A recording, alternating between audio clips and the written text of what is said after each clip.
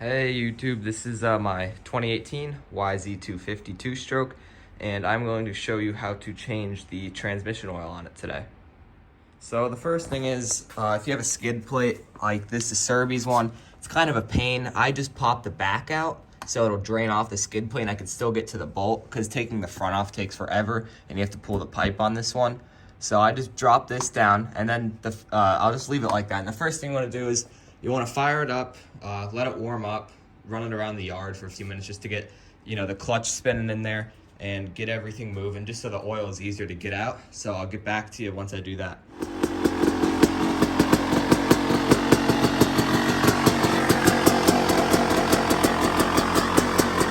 Still very cold. I'll punt it around the yard until it warms up.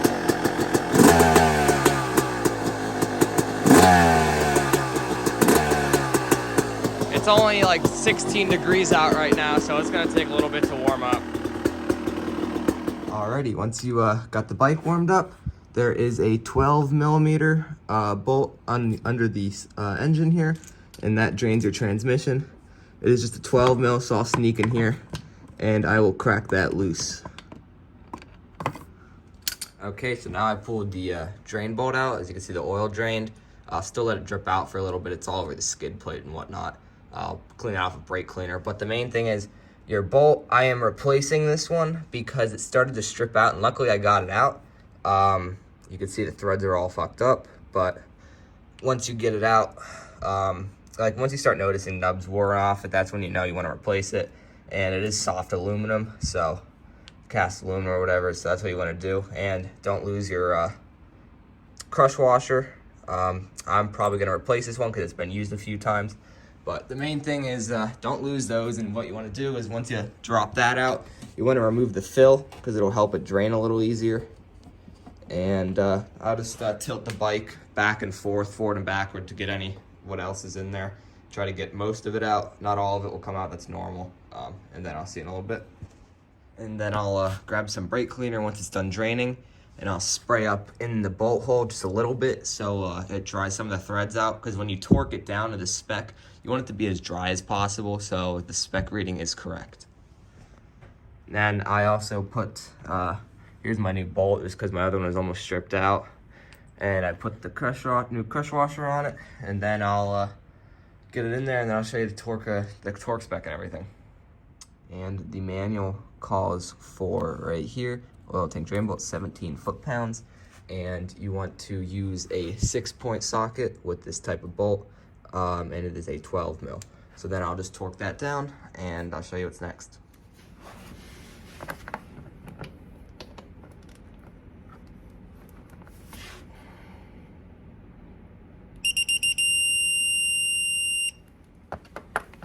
All right, and now that is torqued down, we can get ready to fill it. Some people say, when you fill it, the manual says this, there is a check bolt somewhere on the tranny around here. It's hard to see, somewhere around here. And basically you want to have the bike level. You fill it up until it comes out the check bolt. That is wrong because for some reason, I don't know what Yamaha was thinking, but that bolt is 500 cubic centimeters or whatever milliliters of oil low. So this transmission takes 750 cubic centimeters of oil, and that check bolt's only at 500. So you will be filling it low. So I never use that. Most people don't. I'll just take my Amsoil. This is what I use. It's just Amsoil, synthetic, say 80 dirt bike oil for the transmission. It is wet clutch compatible, and I will just measure that out till 750 cubic centimeters on the side of the case and in the manual, and I will fill it up, and then I'll make sure the bike is level when I do that, and then I'll fire it up and then let it warm up and all of that. So I just finished pouring in. This only goes up to 500 cubic centimeters, this measuring cup.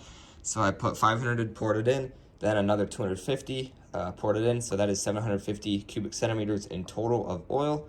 And I'll just let these last drips drain out, and then I'll put the cap on. I'll shake the bike around just to get some tranny oil flowing everywhere, and fire it up. And you don't want to rev the crap out of it and use the clutch right away, because you want the oil to circulate to every part, like the clutch and the pads and all that. And yeah, that is about it. I'll show you the warm-up then. All right, so I just checked for leaks, but before I started it, I let it sit for a little bit. But now it's warming up. It's very cold out here.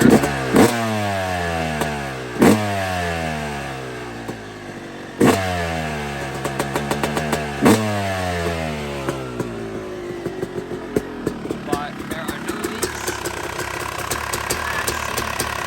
So I'm gonna take it for a ride, and then I'll let it cool down and check after. All right, so it got warmed up. My radiator cap was warm, pipes warm, motor's warm. Not that it doesn't need to be super warmed up, just you want to get oil flowing through everything, just so you can see if it was leaking anywhere. But I always like to warm my stuff up once I start it, just so no condensation gets to the motor and sits in the piston, you know, puts marks in your cylinders. But it's hard for you guys to tell, but there is no leaks at all on that bolt. If for whatever reason you pulled the check bolt out, which is inaccurate, so don't go by that. Just make sure there's no leaks there. And I only change my crush washer on that bolt every once in a while. Not really often at all, but it seals pretty good. It's just a brass crush washer. But that's about it. Eventually I'll do a video on jetting and stuff like that. But if you guys want any more videos, let me know, and like and subscribe. Thank you.